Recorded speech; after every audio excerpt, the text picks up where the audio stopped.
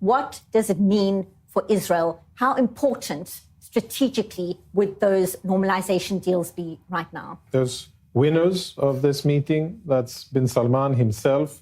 Great win for him. Gets a security deal with the US, gets global recognition, gets forgiven and washed clear of the Khashoggi event, at least at the presidential level, and that indicates the vector. Losers probably would be Israel, sadly. It saddens me to say, but we're not getting anything in return for this happening.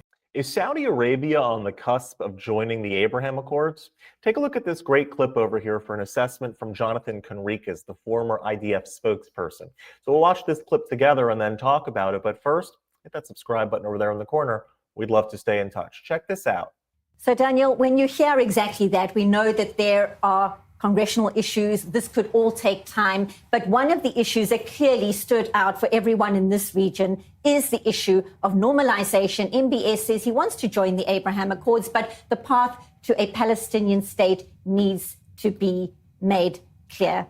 How does that sit with you from a diplomatic perspective? It's not going to sit well with many Israelis at this juncture, quite clearly. Tell me something we didn't know. It was from day one clear that that would be a precondition. The Netanyahu government spokespersons sometimes try to, soften it. They'll be content with just a general statement on it. No, I don't think so. Since the Saudis were, in a sense, into the making of this agreement from day one. They didn't do it with Trump directly. They did it with Emmanuel Macron.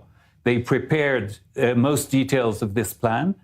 They will insist on the Palestinian issue, probably not on the actual creation of a Palestinian state, but something something that you can sink your teeth in more than just a general statement. But I'd like to follow up on something that Mr.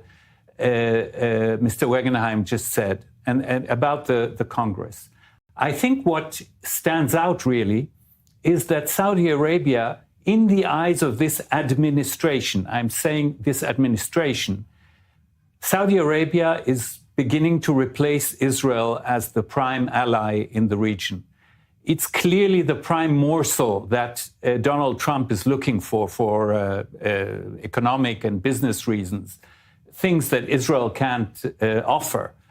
So I'm not saying he's turning his back on Israel, but he's courting Saudi Arabia much more than he is courting Israel currently. But I insist on the fact that this is the administration, and it might not be the case in Congress, and it might not be the case in public opinion in the US. So I agree with him. It's not a done deal yet. Jonathan, your thoughts on exactly that, the cost of normalization. Before October 7th, reports suggested that those deals were imminent between Jerusalem and Riyadh. Then, of course, we know what happened. It's more than 2 years now. And we heard the rhetoric there out of the White House. What does it mean for Israel? How important strategically would those normalization deals be right now? So there's a lot to unpack here, and Mike's report was really compelling. I'd say the following. There's winners of this meeting. That's bin Salman himself.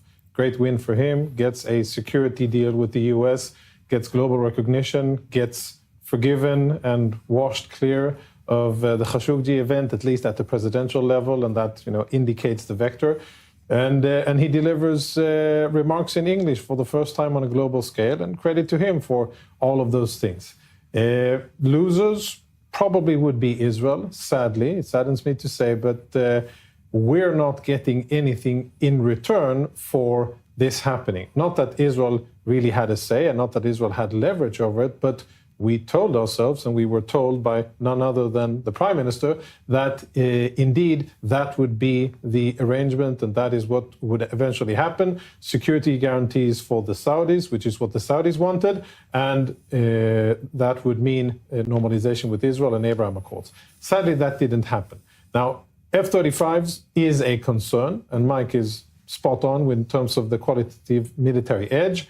I'm less concerned about F-35s in the hands of the Saudis. I am much more concerned about the fungible nature with which the president looks at this asset, this mighty fifth-generation aircraft, and I'm very concerned that it may find itself sold to the Turks, for instance. Now, that would be a clear and blatant threat towards Israel. Saudi is one thing. I don't think that they have the same level of hostility and negative intentions towards Israel. Turkey definitely has. And I hope that this won't expand further.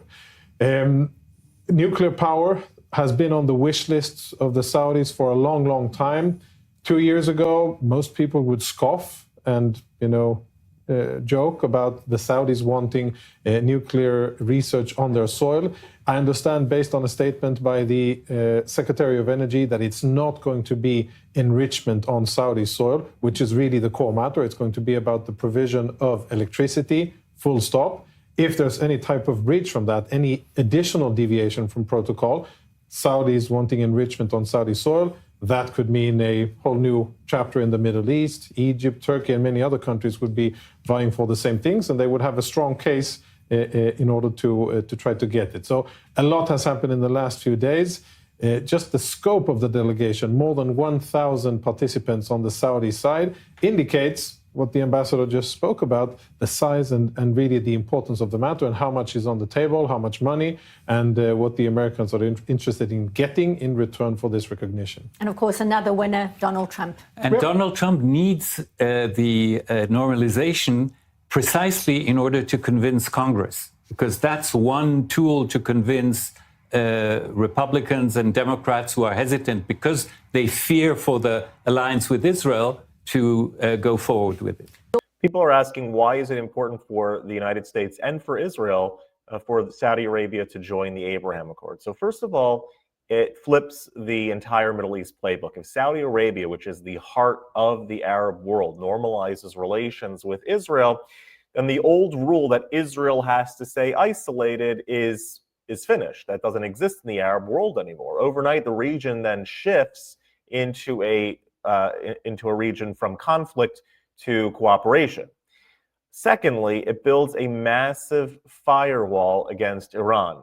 Israel and Saudi Arabia both need to stop Iranian expansion, and together with the US backing, they can create a regional wall that Tehran can't easily penetrate.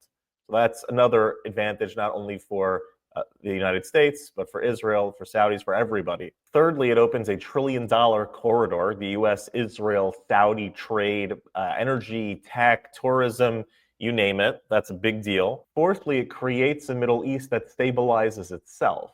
A strong Sunni-Israeli alliance reduces extremism and reduces power vacuums. And it reduces the need also for US troops to constantly be rushing back over there to fix things. And lastly, it shows the world that American diplomacy still moves history. If America brokers this deal, it sends a message to China and to Russia that the US is still the heavyweight in global alliances. So Saudi Arabia joining the Abraham Accords isn't just good foreign policy, it's a strategic win for Israel, for America, for Saudi Arabia, and for a safer and more stable world. This is the kind of peace that changes the future, and this is the type of peace that we should be embracing. If you like this content overall, hit that subscribe button over there in the corner. We'd love to stay in touch. Take care.